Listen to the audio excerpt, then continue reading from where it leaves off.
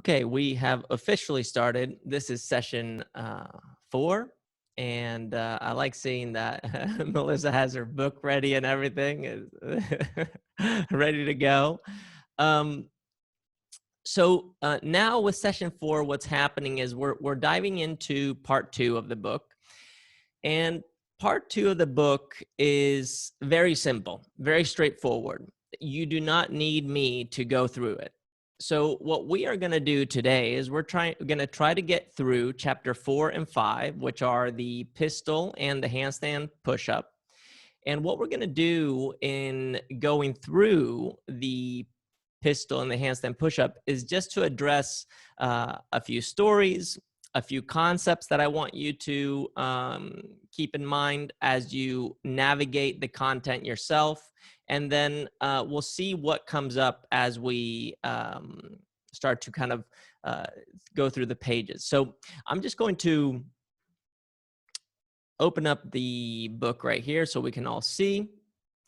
And I'm going to start with the beginning of chapter 4, which is kind of the preface for part 2, which is called the Freestyle Four. And it's called the Freestyle Four because there are 4 master movements that I share in the book, which are the pistol, the handstand push-up, the muscle-up, and the burpee. The reason these 4 movements are the Freestyle Four or the master movements is because these were the movements that people that were in my immediate vicinity were looking to improve on. And the reason was because most of those people were in the strength and conditioning CrossFit space and had found that from a calisthenics, gymnastics, body weight perspective, these were the ones that they found the most challenging and also the ones that they found the most revealing. Now, if you go through these 4 movements and you think about the pistol, you may see why the pistol is such a fundamental movement, as it can be challenging for many. It's not something that everybody can do. It's not as accessible and inclusive of a movement.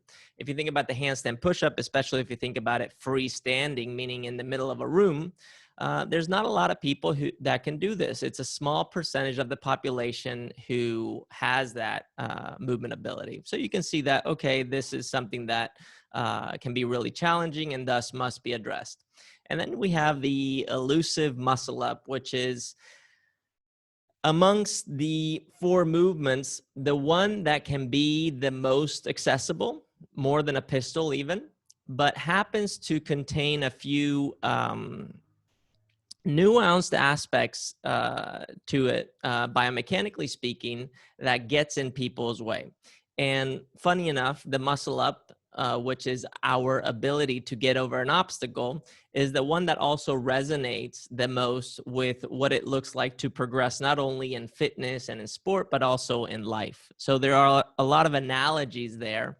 And also one of the reasons why I built out a whole series of seminars and workshops around that movement and called it the Muscle Up Master Class, because it's within that where there's a transition from sports performance to emotional fitness. And as many of you know, emotional fitness is at the core of the work that I currently do. And the Muscle Up was a great way for me to make that transition happen. In addition to these 3 movements, we have also the burpee.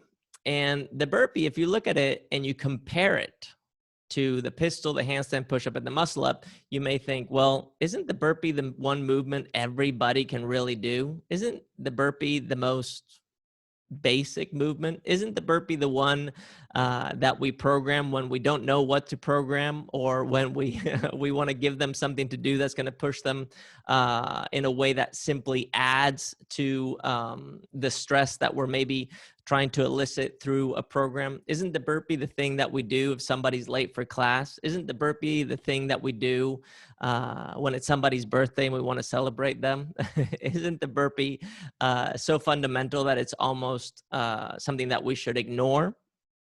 And the answer to all of those is yes. And the reason the burpee started to appear in my teachings was because I was teaching a seminar in London, which some of you know this story, was my first international seminar. And in attendance, I had 6 people plus 3 guests that came to fill the space a little bit.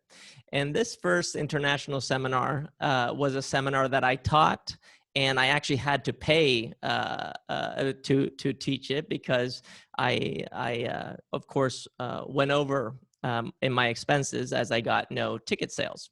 But anyways, at this seminar that I paid to teach, there was a woman in attendance who was an evolutionary biologist.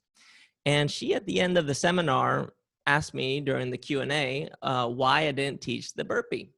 And I looked at her in a very dismissive way, and I thought, why would I teach something so simple, something so obvious, that is just getting on the ground and getting back up again?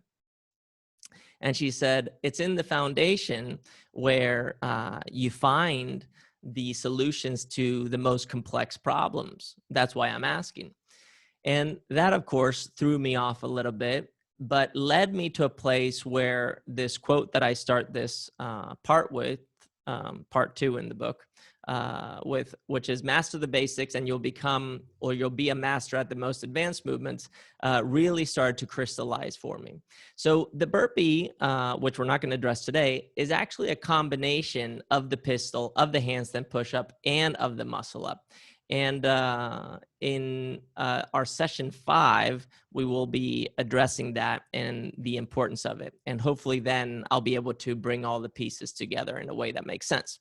So these are our 4 movements. And today I want to try to cover the pistol and the handstand push-up. And as I mentioned earlier, we're not going to go through all the progressions and all the details. We're just going to highlight a few aspects of these movements and why they're important. Now, for the pistol, what we're really talking about here is about squatting mechanics. And squatting mechanics, if you think about it from a fitness perspective, is the movement pattern that we spend the most time not only developing, but also returning to. And what does this mean? Well, development is our progression, and returning to is our focus. And I want you to think about, when you think about the squat, what is it in terms of squatting that allows you to not only progress within a squatting pattern, but also allows you to find a focus that becomes the foundation for what you do as a fitness coach or a sports performance trainer? This is simply a thought I want you to have, and I want you to keep this in the back of your head as we navigate the following chapters. And I thought I would highlight a little story here that I share in the beginning of this chapter, which was one day I was taking a breakdancing class. And I realized that every time I came into this breakdancing lesson, we started with the basics. And the basics start with a form of a squat. And from there, you start to build out into the different movement patterns that create the dance. And at the end of the session, I was just lying there, basically dead, because I was exhausted, not necessarily physically, but my nervous system was exhausted. And I remember telling one of the young guys that was hanging out there how surprised I was that there were so many layers to the craft of breaking. And this young kid, who was probably at the time 15 or 16, looked at me and he said, "Of course, Carl, you are working through many generations of b-boying and its evolution." And that's when it really hit me that the foundation is something that you build from and that you return to. And every time you go through an iteration, you are creating a layer. That layer is what we could call a generation. It's what we could call a method. It's what we could call understanding something in a way that is conducive for growth. And the same thing happens with the work that we're doing by going through that which I teach here in Freestyle. What we're really trying to do is we're trying to observe that which is fundamental and realizing that that which is fundamental is actually there where we will find the highest level of complexity, and we will be able to solve the most critical problems. The question is, do we have the eye, the lens to do that? In other words, can we use every movement pattern as a diagnostic tool, as a way of seeing that which we need to see?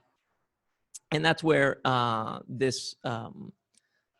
this chapter really starts with the basic mechanics of squatting. And in the basic mechanics of squatting, I start in the chapter by sharing a story where I was working with my dad and trying to help him learn how to squat. And he was really struggling to follow my guidance. And I wondered why he was unable to adapt to my way of teaching. And it's then that it hit me that I was trying to teach him the way that I had been taught, the way that the books said one should learn how to squat. And I was trying to fit him into a mold where he was not ready to be put in. And this is where I realized, what is the most basic approach to helping my father squat? And I thought, okay, so if we take basic principles of movement and we think about the mechanics from a place of power generation, where does the power come from? Well, it's a combination of things, but the main power source is the hips. So I started looking at his hips, and I started thinking, okay, what are the hips? Well, the hips are the core. That's part of the center. All right, so if we have the hips, now what would be the next bit that I would look at? Well, then later I would maybe look at the knees, at the ankles, at the spine, at the neck, at the arms. So I would work my way from the hips out. And this is where I developed what I call the old man squat progression, which can be the old woman squat progression, but I just happen to call it old man squat progression because I was teaching my dad, who is an old man, young at heart. And the way that I taught him how to squat in this case was by first doing the basic progression that I'm showing here or highlighting on the page on the right, page 170 in my iBook here, which would be the hinge and touch. And what is the hinge and touch? Well, the hinge and touch is simply bending over and placing your hands flat on the ground. The second step for this progression would be the hinge, touch, and drop. The dropping would be that of bringing the hips down. And then the third one would be the hinge, touch, drop, and lift, which would be with the hips down, lifting up the chest and adopting the squat position. Now, how does this relate to what I just shared about working from the core out, from the hips out? Well, if you think about it here on the right-hand side of your screen right now, you'll see me simply doing a basic hinge, which we could consider a deadlifting move or a good morning move. It's simply a hinge with our knees bent. In hinging in this manner, what we're really doing is we are starting to move the hips. We're prioritizing hip flexion or extension if we were to stand up from that position. And furthermore, if you remember going back to the progressions that we were talking about in progression principles, if we start in a mechanical, in a anatomical stance, meaning our feet being glued together, in doing this, notice what happens in figure 2. Well, you'll notice that the knees slightly start to come out. They start to create this little bow. This little bow that we're seeing in that knee position is an external hip rotation.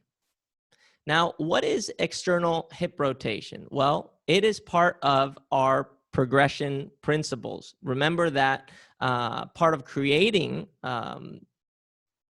a progression from a local perspective required external rotation before internal rotation, required flexion before extension. So all of a sudden, we're starting to see that from a global perspective and local perspective, these principles are being met. simply by moving from an anatomical position and focusing on the basics. The basics being going from the core and then working our way out. Now, if we were to go from this hinge position and take it all the way down, meaning putting our hands on the ground, which is what the progression calls for, hinge and touch, now you'll notice that even though I could do this with my legs straight and my back flat, I am choosing to do it with my knees bent and my back rounded. Why is this? Well, because when thinking about progressions, one of the things that we want to do is we want to create the least amount of resistance, the least amount of friction. Now, it's important here to not confuse resistance or friction with tension or form. And why is this important? Well, this is important because we need to find a balance, a place where we can move to with the most amount of fluidity, yet the ability to maintain form. And why? Well, so we can have control. Remember that when we were talking about progressions, we were talking about form and control. In this basic progression of just bending over and placing our hands flat on the ground, what is happening is we're learning to access our hips in a way that will translate into a squat, into a deadlift, into a jump, into walking, into running, and doing it with minimum effort and maximum output and maximum outcome too. I don't know if you can hear, but I have a train next to me. Do you hear that? we have a train. I call it the sleep train. Okay, so hopefully you can still hear me okay. So once you have that progression, the hinge and touch, I want you to notice that here you have full flexion at the hips, you have partial flexion at the knees, and partial dorsiflexion, which is closing the angle of the ankles. And for the head position, notice how my head in the figure 3 that is on the left-hand side there is dipped down. I have my chin in. Why is this? Well, because from a global perspective, specifically from my spine, I want to create the most uniform shape possible, which in this case is inflection. If my chin was up and my head or my neck was in extension, that global shape would be wouldn't be uniform. And what it would be doing would be matching what we could call the broken position that I was sharing during the hollow body example, specifically when being in a prone position. Does everybody remember that? I was sharing a hollow body facing up, a hollow body facing down, and how sometimes when lifting our hips and chest off of the ground, the adoption of the shape for creating stability was one where the spine was not broken, but living not in a uniform shape, but rather one that looked like it had an indentation. If you don't remember that, go back to where I talk about the hollow body and about pushing and pulling, and notice that shape and realize that that shape that I was sharing there is the same shape that I'm sharing here during the squat. Once we have the hinge and touch for the old man squat progression, simply standing up from there would be level 1 of squatting. This is something that is very accessible regardless of who you are, whether you are an advanced athlete or somebody who is just getting started. If you cannot touch the ground, of course, part of your work is accessing that range of motion. But you'll be surprised how much range of motion you can create when allowing yourself to deviate from that which you think it should look like and allowing the movement to show you what it should look like. That's a little side, just planting a seed for the future. Now, the next progression, if you notice here on the right-hand side of your page, you'll see that now I have changed my stance. I have now widened my stance. My feet are approximately shoulder width apart, which is what we would consider a common standard for squatting. And remember that the three progressions that we have here are hinge and touch, and drop. So what are we going to do here? Well, for the hinge, touch, and drop, we're going to do the same progression we just did, but with our feet wide. And in this case, the difference is that in this part two, down here on the right-hand side, is that when performing this movement, the knees will not naturally want to track out. They won't naturally want to bow out. They won't naturally want to externally rotate. The femurs won't naturally want to externally rotate at the hip. And thus, this is something that we, the participant, the mover, has to do, or we, the coach, the guide, has to address. Why is this important? Well, this is important because when we did the first progression, which was the hinge and touch, the knees automatically tracked out. The hips automatically rotated outwards. And something that we want to do when developing a progression is automating a pattern. By simply working on a hinge and touch and allowing the hips to externally rotate over a certain amount of repetitions, which some people say it's 10,000, but we really don't know how many repetitions it really is, because some people adapt faster than others. But over a certain amount of repetitions, there will be an adaptation, a neurological adaptation. And this neurological adaptation will be sending a signal every time the hips hinge to push the knees out. If one moves from progression number one, hinge and touch, to progression number two, where the feet are wide, and we see the knees collapse in during the hinge, then progression number one is not complete yet, and thus one must go back. Why is this relevant? Well, because the first quote that I shared with you in this chapter, or in this part, is that to master the basics is what will allow you to master the most advanced movements. And it's in these small, subtle observations where the biggest changes are made.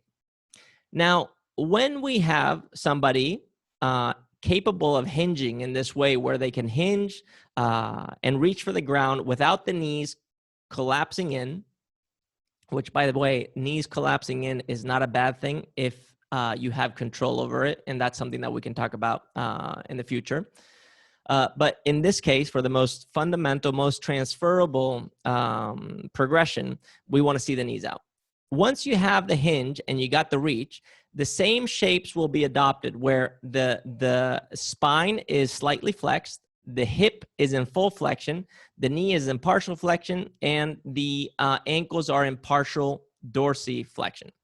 When you have that shape, which in this case, it will be easier for the athlete, for you to do than the first progression, which was the simple hinge and touch.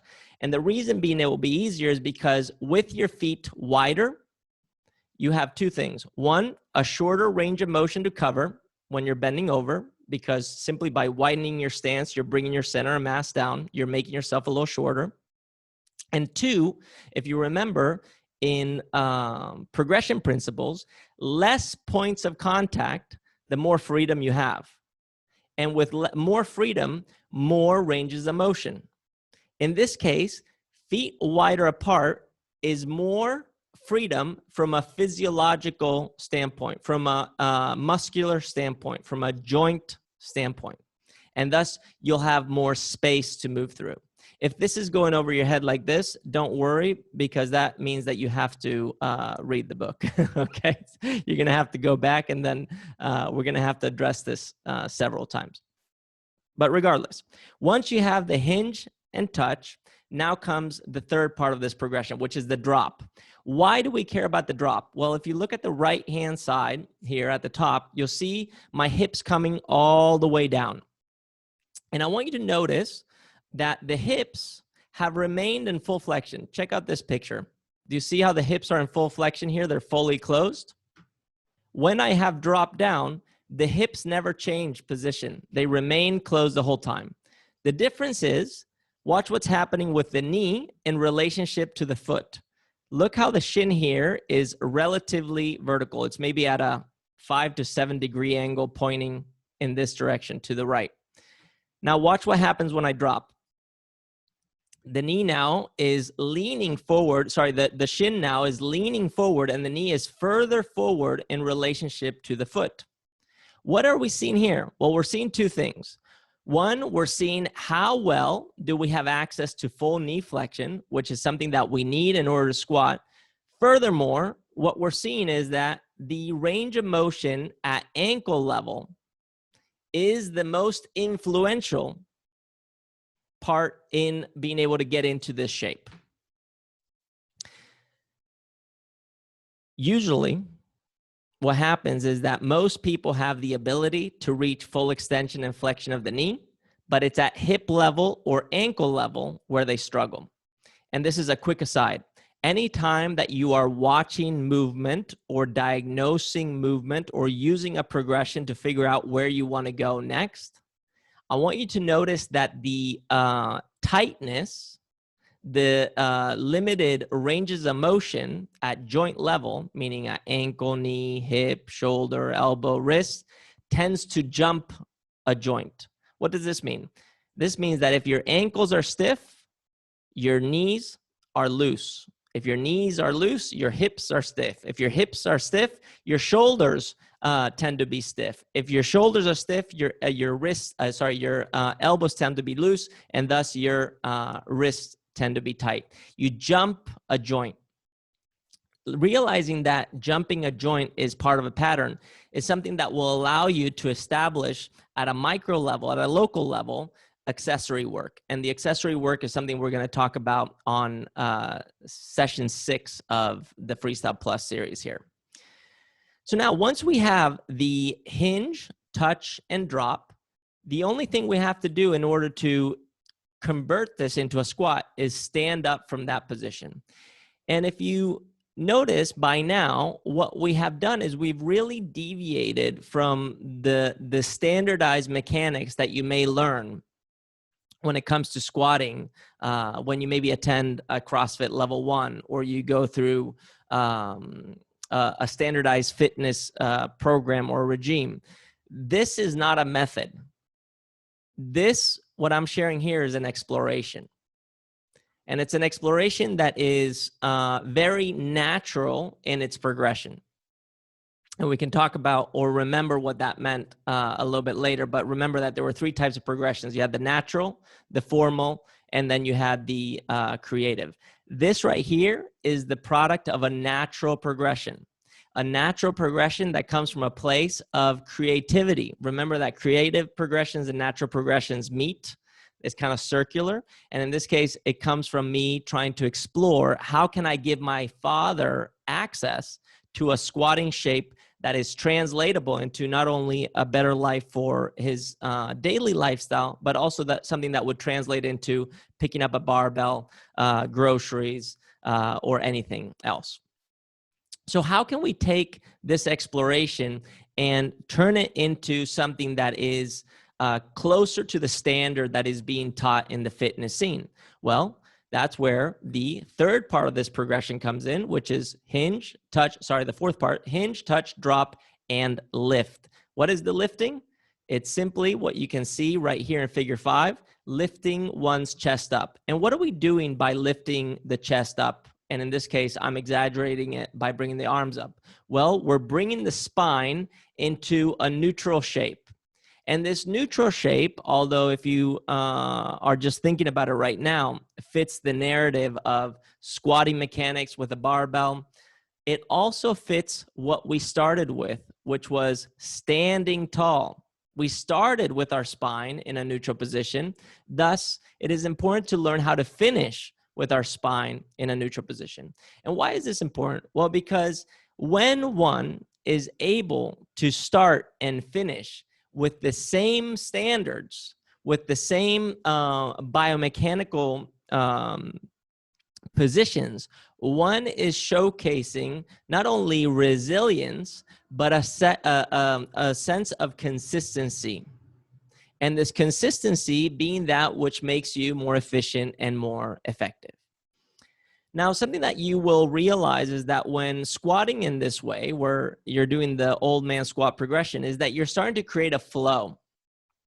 My suggestion is that if you've never done this before, is to simply stand in the middle of your living room or at the gym and practice doing the hinge, touch, drop, lift, and then reversing that.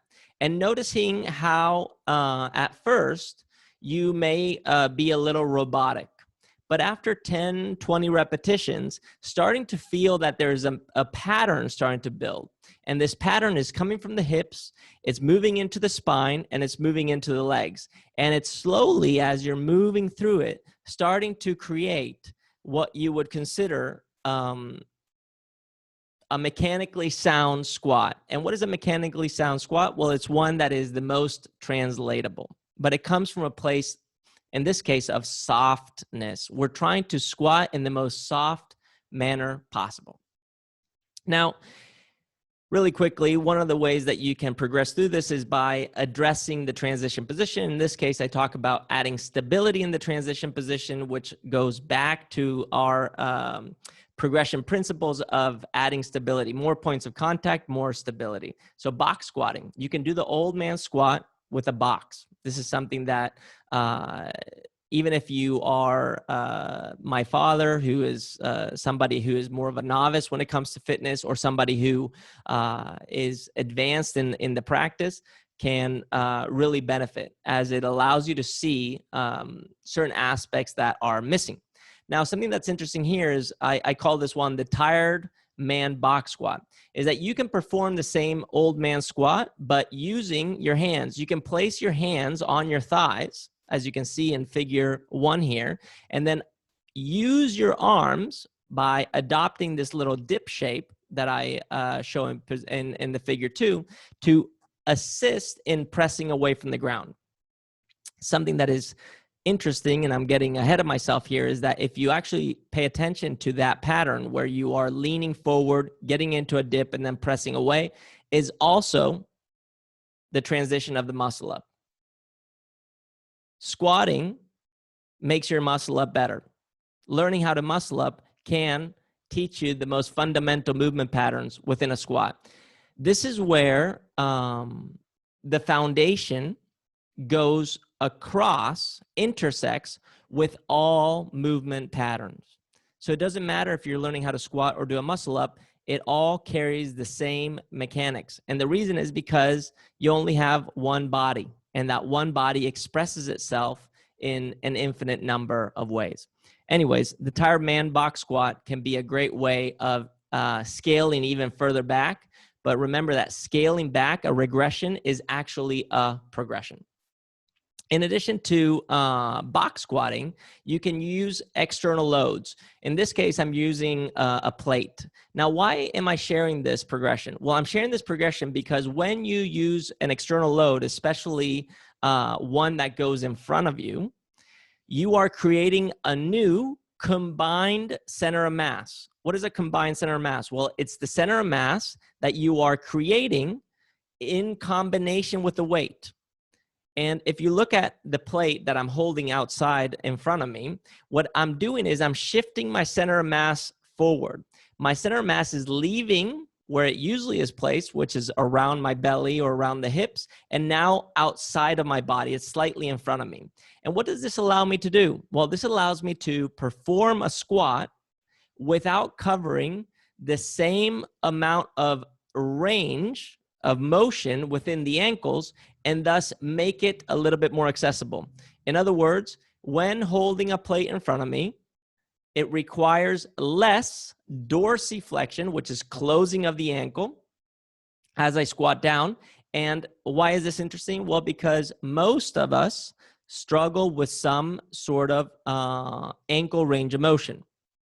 And this right here can serve, although it may look like a way of scaling up a movement because you're adding load, it can serve as a way of regressing, scaling the movement back down. And these are things that are interesting to explore when you understand the fundamentals. And how could we progress that? Well, we can progress it by bringing the plate closer to our body. So notice here, you'll see the angle of my shin. It's leaning, I wish I had a way of showing you the angle from here in a better way. It's leaning less forward than my shin right here. Notice where the plate is. The plate is close, thus my center of mass is closer to my hips, requires more range of motion at ankle level, and thus my shin has to lean forward more. Let's see if we can see. I wish I could get a side by side, but less lean here, more lean here. In addition to that, more tension. This is scaling up. Now, something also that's interesting here is that if you remember from the earlier chapters, I talked about the different types of squatting. You can do a regular air squat. You can do a back squat for weightlifting. You can do a back squat for powerlifting, which would be a wider stance. Or you could do a squat that looks narrow, which would be more of a pistol squat. And that's why I share this little spider squat here on the left, which is just superimposed images of me squatting, to depict that there's not one way of squatting. There's as many positions as you can create with your feet that will determine that squat. And there are as many squatting techniques as contexts, as outcomes that you would like to see. And this is where it's important that we begin to see the foundation as a seed for creating whatever it is that we want. Now, here's something interesting. I show some points of performance here, which are neutral neck, back flat, hips below knees, heels down. Something that I missed back then was look at my toes here. Specifically, look at my toes over here. I'm on a very soft mat, which is exaggerating it even more. But this right here is a massive point of performance that I missed in the book. I should have said toes down, big toe down. That toe should be in contact with the ground as much as my pinky toe is and as much as my heel is. I need to be creating a triangle there. And this is a big miss on my end. I even say toes down here, but it doesn't, I'm not showing it. So don't do what I do, I guess. Do what I say in this case, which goes against the original quote. Anyways, squatting with our feet together now leads to this concept of the lunge, and the lunge being a squat with a single leg, and specifically doing it by squatting with our leg behind us. Now, I think everybody here knows what a lunge is.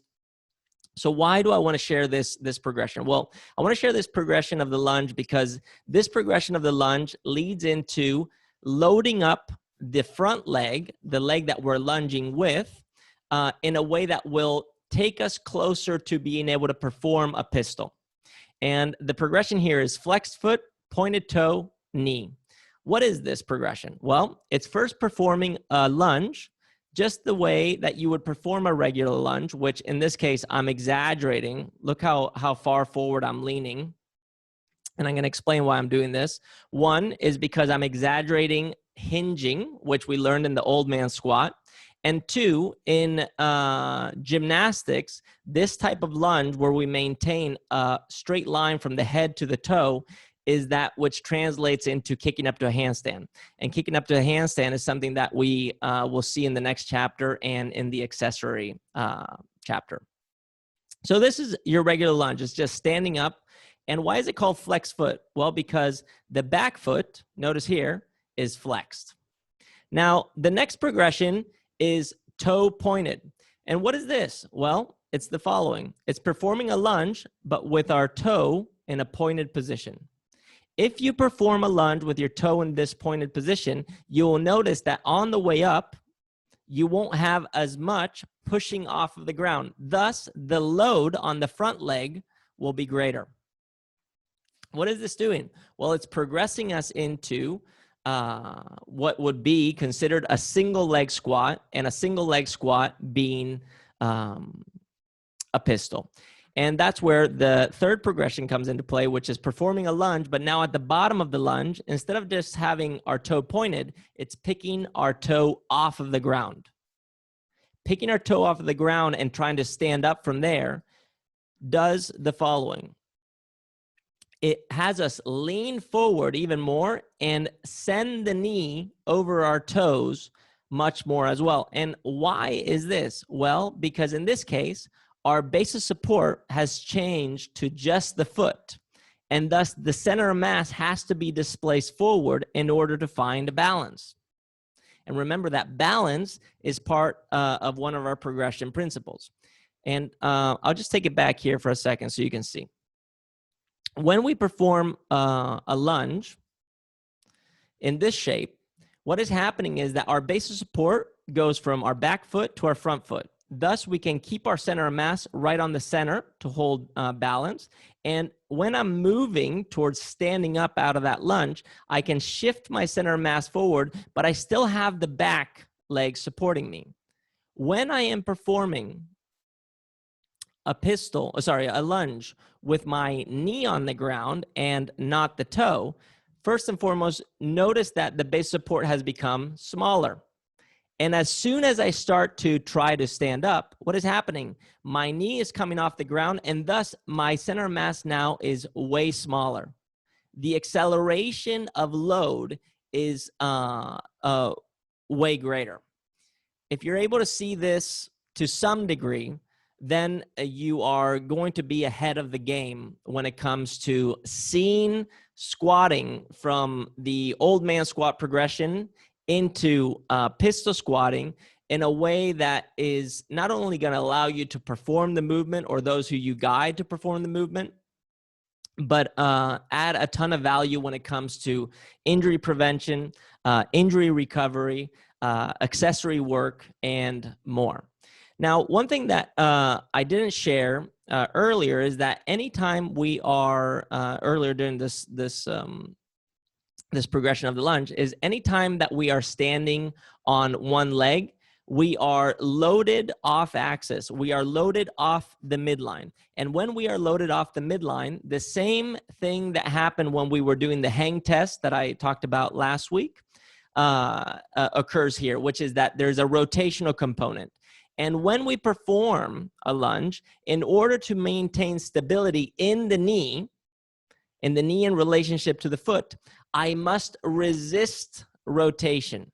This rotational component, the one of resisting rotation, is key for making sure that everything at the extremities is operating in the most effective and efficient way. Now, why is this important?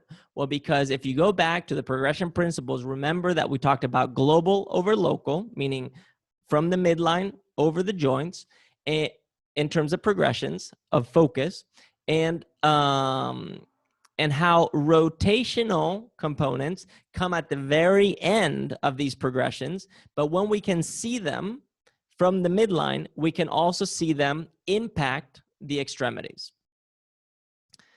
Good thing we have Q&A later, so hopefully you're taking notes, as I know that this is a lot. Now, what can we do? We can take this lunge and we can apply the same mechanics to a box. Applying it to a box, look what it does. It puts me in a squat position. It makes the lunge deep. It allows me to get full ranges of motion at hip and ankle level. Sorry, hip, ankle, and hip, knee, and ankle level. Sorry. And why is this interesting? Well, because as I'm performing a lunge onto a box, what I'm really doing is I'm performing the same lunge that I was doing earlier with my toe pointed or knee on the ground, where I am loading up the front leg much more, especially if I'm not jumping off of the ground by using my back leg. And what is this leading us to? Well, this is leading us to learning how to perform a pistol shape without performing a pistol, meaning without positioning the front leg, the leg that's off the ground, in front of us. And this is simply a super simple, very intuitive way of progressing into a pistol. And what you'll see is this pistol shape is the same shape that I have here. But what's the difference? Look at my upper body. It's leaning forward, looking kind of like the old man squat. What is the pistol shape? Chest is up. This is the more standardized type of squatting. So what is this telling us? Well, when it comes to single leg squatting, the pistol that we have heard of and know about is simply the most standardized approach for pursuing or performing, rather, a single leg squat. What is interesting about this is that none of these movements were created by us. They were simply the byproduct of us interacting with our environment. And what we are doing now is observing a formalized expression of that has certain positions that we go through, and trying to find the pictures, the patterns that give us the most amount of information to make the best decisions. And I know this is so much information that it can be overwhelming, but that's why you have to read this chapter and you have to go through the whole thing. Now, remember that in the old man squat, I talked about box squatting and I talked about adding a plate. You can do the same thing with the pistol. You can do a box squat, you can do a plate pistol. And in addition to that, you can do this one, a pistol where you're holding your toe. Why is holding your toe interesting when performing a pistol? Well, because in this position, you're adding more points of contact, and more points of contact, as you remember in our principles for progression, gives you more stability, and with more stability, more access. So these are just ways of scaling.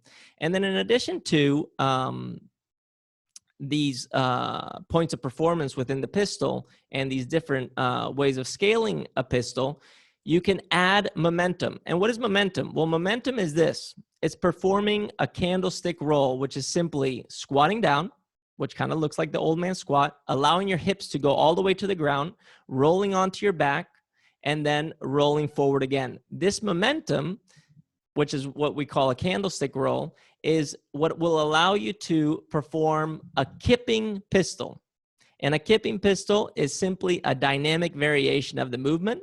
And it's interesting because this kipping pistol, this rolling motion, this candlestick roll, is exactly the same movement that you would use if you were to fall all of a sudden, if you were in the middle of a room and somebody pushed you, or if you were performing a kipping muscle up. A candlestick roll is the transition for a muscle up. All of these movement patterns are the same. And the more dynamic the variations, the more speed we add into it, the more challenging things can get. So speed and load here are stressors that we can put on to these basic patterns that allow us to access them in different ways. Not only to challenge them, challenge the movement pattern, but also learn how to perform the movement pattern. And here I show a rolling lunge, which is just taking the same movement patterns that we talked about in the lunging, but adding the motion. I add different variations of it. This is called the moonwalk, which is just a way of sliding your front foot in and keeping more points of contact for stability. And don't worry, in addition to everything written here, I also have every single one of these movements in video form that you can go and review. And I'll explain why this is interesting in a second. Anyways, here's your rolling pistol. I know there's a lot of information, but now what I want to show you is going into the handstand push-up is that although the handstand push-up seems like this very advanced movement pattern, it is simply performing a squat with your arms. That's all it is. So a handstand push-up is squatting mechanics while inverted, and while inverted, your arms become your legs. If you can see the handstand push-up from this perspective, everything that we talked about leading up to this point in the squatting chapter will apply. In the handstand push-up chapter, I talk about pushing mechanics from the push-up stance. I talk about scaling the push-up by first thinking about leaning, so finding an angle. Everybody has heard of doing like a push-up against a wall or against a box. This is a great way of scaling a push-up. Now, something that is fundamental here is that our global position, meaning the angle that our body adopts from head to toes, is going to influence our local positions, our local mechanics. What does this mean? This means that if I were to lean less than 45 degrees, meaning I only lean a little bit and I do a push-up against a wall, my elbow and shoulder mechanics will not look like the mechanics that you're seeing in this picture right here. Let's see if I can open this picture. Here. It won't look like this picture. The elbow, in that case, would be pointing way back. And in that case, the shoulder wouldn't be doing a lot of work. And this is something that I wish I could go back right now and show you the example, but maybe I'll be able to do it here in a second. But what we want to know is what we want to achieve here is we want to achieve a position where the forearm is almost perpendicular to the rest of the body, meaning that the angle between the global position from head to toes is almost a 90-degree angle with the forearm. And the reason is because what we're looking for in any kind of progression is the most effective and efficient application of force. And what is the most effective and efficient application of force? That which happens in a line. It's kind of like having the example of the nail. If I have a nail and I hit it off the side, what will happen is that nail will bend, and potentially, if it makes it all the way into the piece of wood or whatever we're nailing the nail into, the final product will simply not look good. It won't be long-lasting, and potentially could cause damage. So what we're looking for here is, one, thinking about the push-up and scaling it. Anytime we're leaning, we should lean 45 degrees at least. If one cannot perform a push-up in a 45-degree lean, then we can access a second scaled option, and that would be changing our stance. Simply widening your stance will change the length of your global position, meaning from head to toe you will be shorter. The shorter the arm, in this case, the lighter you are. So that's just something to think about. And then finally, a third way of scaling is with a band. It's taking load away or having somebody hold you. Now, why are these three scales important? The lean, the stance, and the band. Well, because when going through the handstand push-up progressions, I want you to think about scaling your handstand push-up from these different angles. One, from the lean. How much am I leaning? Think about a handstand push-up. When you're doing a full handstand push-up, this would be the most mature expression when you're going straight up and down, the one where you're standing on your hands. The more I lean towards a wall, the easier it gets. It looks more like a push-up. So scaling up is inverting. Scaling down is coming back to the push-up position. Now, in this chapter, I talk about the anatomical push-up, which is performing a push-up with our hands turned around. And this anatomical position applied to a push-up is part of our blocking mechanics. Remember, we talked about blocking mechanics, probably the most important principle or method that I teach. And I sent you a video in the previous, after the previous session. So hopefully you guys watched it. If you didn't, I recommend that you go and watch it. The reason this is important is because when you perform a push-up in a blocked hand position or in an anatomical position, you are forcing, so to speak, the shoulders to travel forward. And why is it important for the shoulders to travel forward? Well, it's important for the shoulders to travel forward, not only because we want to create the most vertical forearm, but we also want the main power generator to be doing what it's supposed to do, taking on the load that is coming from the central nervous system in the core, in the position of the spine. When performing a movement such as the anatomical position, what will end up happening is that you create a pattern that will translate into a handstand push-up. And this is what we care about the most: translation, transferability. And then something else that I share here is that when performing something as basic as a push-up, allowing yourself to break in the midline is okay, as long as the break, which in this case is a bow, is done in a uniform fashion. So if you ever see somebody perform a push-up and they bow their way up because that's the only way they can perform it, allow that to happen. That push-up counts as long as it's done deliberately, and as long as that shape, when you go into the bow, is done with tension, which creates form, and that form creating control. And when having that in the back of the head, realizing that a kipping push-up, such as a bowing push-up like that, can translate into kipping pull-ups, muscle-ups, and other throwing mechanics that can be interesting if you play any ball sports. And this is something we can dive into some other time, but I just want to highlight it. Okay, so here, this is where I have this quote, which is probably not relevant anymore, but where I say the squat is king and the push-up is queen. You can say that the squat is queen and the push-up is king. I don't care how you say it. In fact, the monarchy is dead, so this whole quote is dead. But what I'm trying to express here is that squatting mechanics is push-up mechanics, and push-up mechanics is squatting mechanics. As long as we can see that, then we can create any progression. But when we think about just general preparedness, GPP, what we are looking for here is establishing movement patterns that are the most transferable. And believe it or not, learning how to squat will help you learn how to do a push-up. Learning how to do a push-up will help you learn how to do a squat.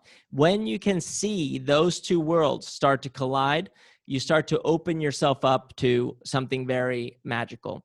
And once again, imagine my shoulders being my hips, my elbows being my knees, and my wrists being my ankles. This is a squat. This is the bottom of a squat position. And as long as you can see that, then you'll see that performing a dip is an even deeper squat, and performing a handstand push-up is another expression of that squat. Now, for the handstand push-up, we have I have a bunch of scaled variations here. And I want you to notice when you read through this chapter that I start from the headstand position. And the headstand position is the transition position. And the transition position is the anchor for creating any kind of progression. And I want you to notice how I use the bands, just like I was talking about scaling the push-up. And I also want you to notice how I use the lean. I am practicing falling into these shapes. I'm falling from a headstand into a push-up position. And that starting to send me into a more vertical expression of that handstand, as you can see here in figure 4. And now comes something interesting. In these pictures, I took pictures of all these progressions, which you'll be able to see in video form. I'll share them in the post. There was no wall here. this wall doesn't exist. We just photoshopped the wall in. Okay, so as you see me leaning against this imaginary wall, there is no wall. I'm just floating in the air. And my favorite one is, let's see if I can find a picture here. This is my favorite one. Check this one out. This is me climbing up the wall. Okay, there's me climbing up the wall. There is no wall. I'm just floating. That's a picture. This is supposed to show me climbing up the wall, which when you see the progression video, you'll understand exactly what this is. Okay, in the book, you'll see that there are a couple of guides for how to best progress through these movements and spot what you're missing. These can be found here in the middle of the section under the fall 45 and the fall chest to wall. So I want you to find that when you're reading it and really review some of the main faults, because there's where you're going to find these points of performances that when you start to notice them, start to translate into all different variations of handstand push-up. Now, how are we progressing the handstand push-up? Well, we're simply going from a push-up position to a vertical position. So in your mind, even if you haven't read the book, I want you to think about how many options, how many variations can you create in a progression that progressively sends you from a plank position to a handstand position. If you can do that, you will arrive at the same progressions that I arrived at, and potentially more and better. And that's all I want you to become aware of for now. And I want you to notice that in the book, I always start with strict movements, meaning those that are simple. So no kipping with the legs. And then I move into kipping movements, which are the ones that use the legs. Why is this? Well, if you remember the framework of simple, complex, simple. Start simple, make it complex, which is adding a kip, and then come back to simple. In this case, what would simple be at a higher level of performance? Well, it would be increasing the range of motion, which in this case would be performing a handstand push-up on parallettes, which in this case, I'm performing with my head on plates, which is like performing a box squat. I'm using the same principles for scaling, for progressing as I did for the squat in the handstand push-up. And I simply want you to see that and acknowledge that. What else do we have here? Oh, yeah. And then finally, being able to take this higher level of handstand push-up onto the rings and showcasing different ways of getting into the rings, how to get into the rings, how to get into the handstand push-up, how to perform handstand push-ups by using the straps, exactly where to position your legs. And then something happening here that is very interesting, which is this awkward position right here. If you were to flip it upside down, what is it? It's a squat. Why this is interesting is learning how to do handstand push-ups on the straps is taking your squatting mechanics and not only applying it to the handstand push-up, but in this case, using the squat, which here looks pretty strange, to pull yourself out of the hole. So in this case, your squatting is not one of pushing, but one of pulling. I'm just going to leave that there for now. Hopefully that landed a little bit. If it didn't, we'll talk about it. And then finally, just want to show you the points of performance. Noticing how simple these shapes are. When you begin to notice the simplicity of the shapes, you start to notice that all we have to do is become creative beings that allow ourselves and others to get from one shape to the next. If I can create an infinite number of bridges from one shape to another, then I have an infinite number of progressions. If I have an infinite number of progressions, I can capture an infinite number of problems or people. Furthermore, I can solve an infinite number of problems and people. In other words, what I'm saying is that everything that I share here is simply a blueprint to help you think about how you want to tackle a progression and to realize that we need your effort, your creative effort, to break free from that which I'm sharing here. Everything that I'm sharing here is just a way of highlighting that which potentially is important. Okay, that was intense. Let's get into Q&A.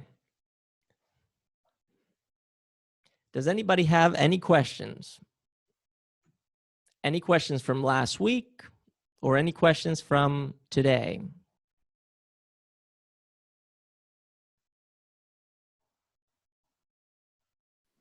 I'm reading some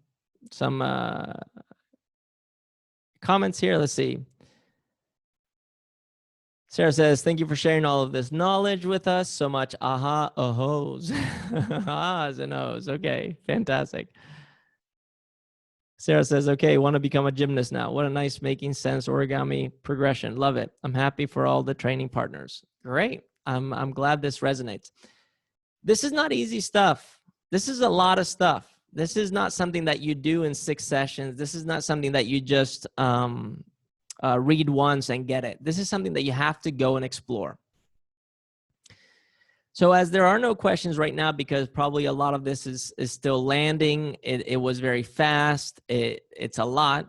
My encouragement to you is to go and explore. And how I would do it is I would take 3 pages, 1 progression, and I would put it to the test.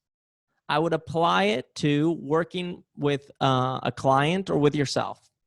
And then start to explore some of that which I talk about in the book, some of the details. What am I feeling at my ankles? What am I feeling in my feet? What am I feeling in my knees? What am I feeling in my hips? How is my spine moving? Where's my neck in relationship? Where's my head in relationship to my spine? And what is that doing to my neck position? Do I feel tension? Do I not feel tension? Do I have more fluidity, less fluidity? And then slowly, just through exploration, one day noticing a translation. And this translation may be all of a sudden you're doing a workout or you're performing a standardized version of one of the movement patterns that we are talking about here. And then they're realizing, oh, you know what? When I perform a squat, I tend to drive with my hips and drop my shoulders. What is happening there? Oh, I realized that when I get tired, I don't have access to my back. That has something to do with my core or trunk stability. How can I train that trunk stability? Well, maybe the training of that trunk stability is not by adding more load or doing more core work, but it's simply by becoming aware of what I should be doing in order to grease the groove, so to speak, find the pattern that is going to give me the most application, the most effective application. And this starting to translate. So long story short, put it into practice.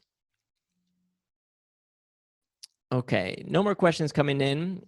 Any thoughts, any concerns, anything? Have there been any epiphanies throughout the last 4 weeks together, or has it been mostly confusion? Something we went over today kind of helped me with a problem I was trying to work out. Last Monday, I had like eccentric box step downs in my programming, and they were weighted, and I noticed myself like unable to control this like forward hinge or forward lean. I've been kind of trying to like play with it in my head, and think about why necessarily that was and how I would counteract it and how I would like progress it and fight it. So what we went over today is kind of like helping me start to turn the gears on some of that. And I have like a different variation today, and so I'm kind of like excited to play with it a little bit. Nice. Could you add more color to that? Do you have more specifics of what you were experiencing and what you realized that you could change now? Yeah. So on like an eccentric or a negative box step down, it was weighted, but like with minimal load with dumbbells in my hand. And I noticed it was like reps of 8 or 10 or something like that. And I noticed that probably around rep 3 that I was unable to control like a forward hinge happening, and just made the eccentric was very slow, like 5 or 6 seconds on the way down without my toe touching. And generally, like, I have good unilateral stability.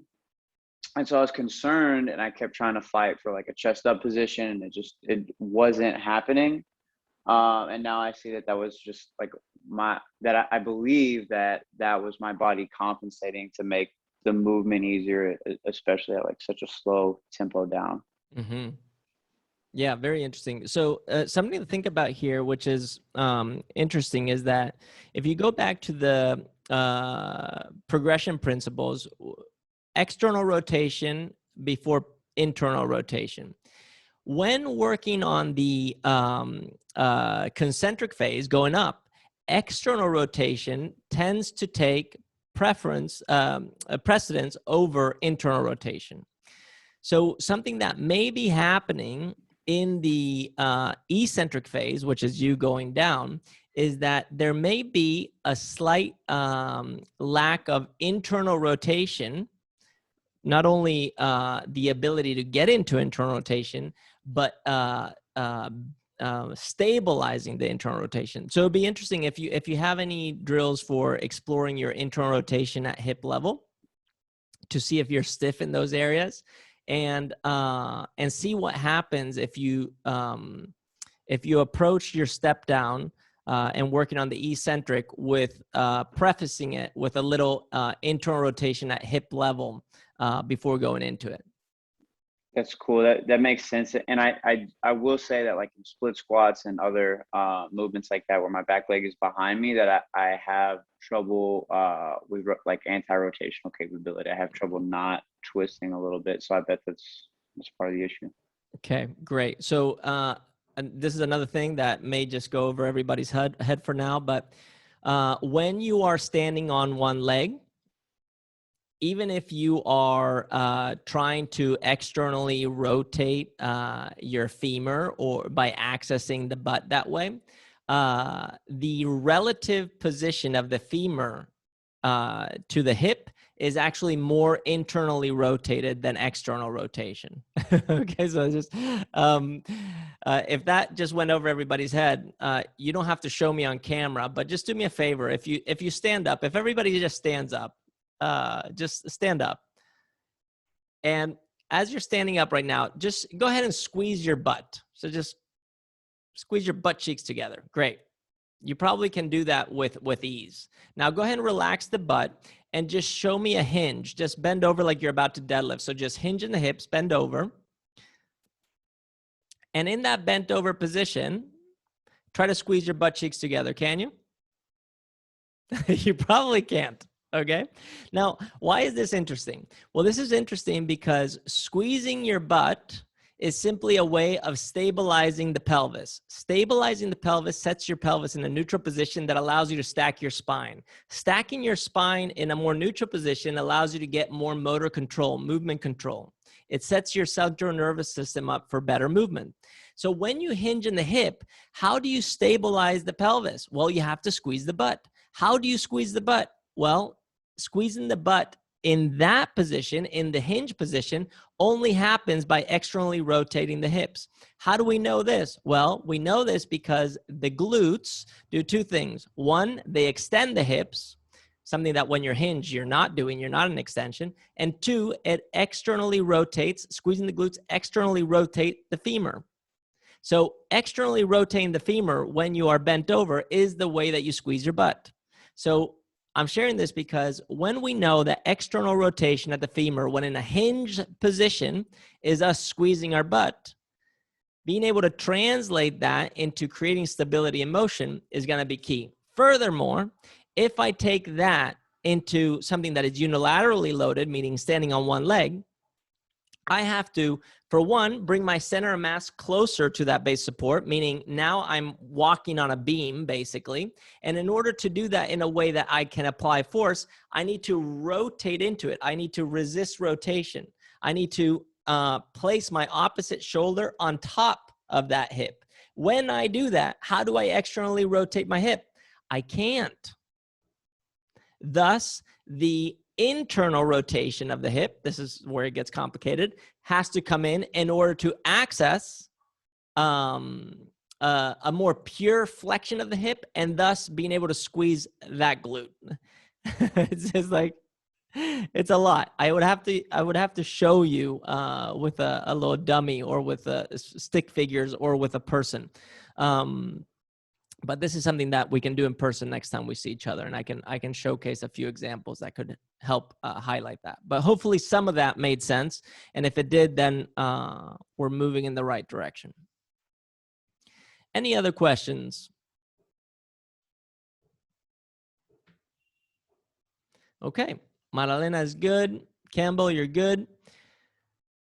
All right, this completes session 4 officially. Next week, we're going to dive into the muscle up. The following week, we're going to dive into the burpees, and we're going to talk about accessory and about how this actually translates into whatever it is that we care about.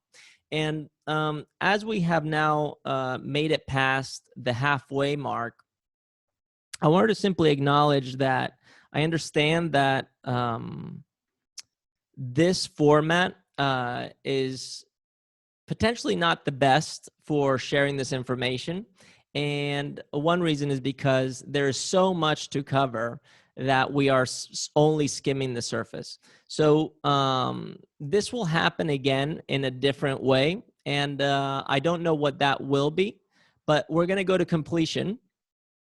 And when we complete this, I will redesign and I will restructure. And I hope to be able to redesign and restructure with you in mind. So whatever it is that you're experiencing right now in terms of what it's like to participate in this, please share with me, share your feedback, let me know what your thoughts are, and I will make sure to adjust because I know this can be better, much better. And the more I go into it, the more I realize this is information that is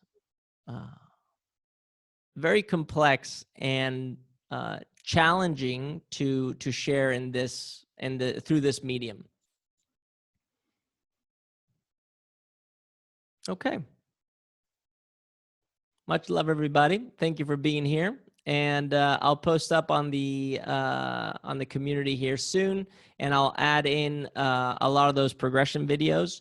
My suggestion is that you watch them, that you use them as supplements to read the chapters that we just went through, and that you drip feed yourself with the content, and that you take whatever it is that you're consuming in the book and try to translate it into your practice, whether it's for you or for others. All right. Much love, everybody. Talk to you soon. I'll see you next week. Bye.